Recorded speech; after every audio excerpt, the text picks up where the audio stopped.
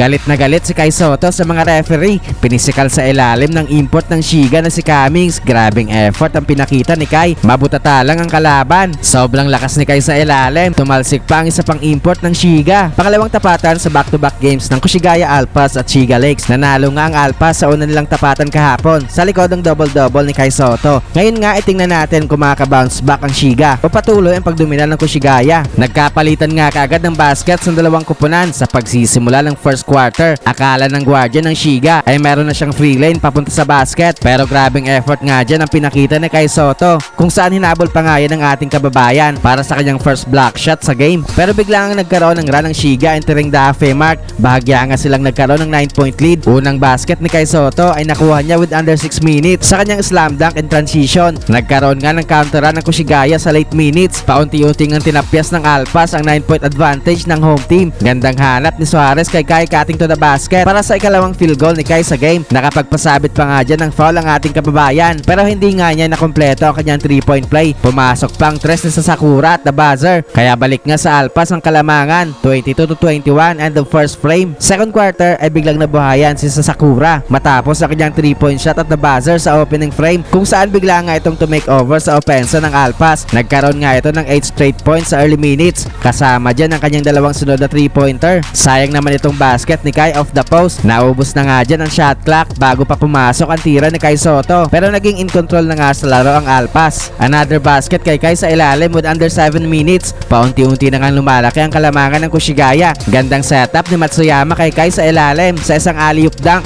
Nakaka 8 points na nga so far si Kai Sotto. Nakapag-drop pa ng foul si Kai sa loob ng paint sa 2-minute mark at nabigyan nga ng dalawang free throw si Kai, kung saan pareho niya naman itong naipasok. Umabot nga sa 18 points ang biggest lead ng Kushigaya this quarter, pero naibaba nga yan ng Shiga sa 14 points, 52-38 halftime. Nag-beast mode pa si Kai sa mga referee after ng buzzer. Nirereklamo nga ni Kai ang pamimisikal sa kanya ng import ng Shiga na si Cummings dahilan sa pagtumba ng ating kababayan, pero wala na nga dyang nagawa ang mga referee dahil nangyari ang play na yan after ng buzzer. Third quarter ay nagkaroon nga ng run ng Shiga sa early minutes para ibaba sa single digit ang lamang ng Alpas. Grabe tong lakas ni Kai sa ilalim. Talsik ang depensa ni Motam sa kanyang and one opportunity, pero natawagan nga dyan ng unsportsmanlike foul si Kai, pero good thing ay counted pa rin nga ang basket ng ating kababayan. Biglang init nga ang opensa ng Shiga sa halfway mark, kung saan ay baba nga nila sa 4 points ang kanilang hinahabol. Naging pamatay sunog naman nga itong wing 3-pointer ni Kai Sotto para ibalik sa 7 points ang kanilang lamang. Nagbigay nga yan ng spark sa opensa ng Kushigaya, kaya naman naging kontrolado na nga ulit nila ang laro sa late minutes.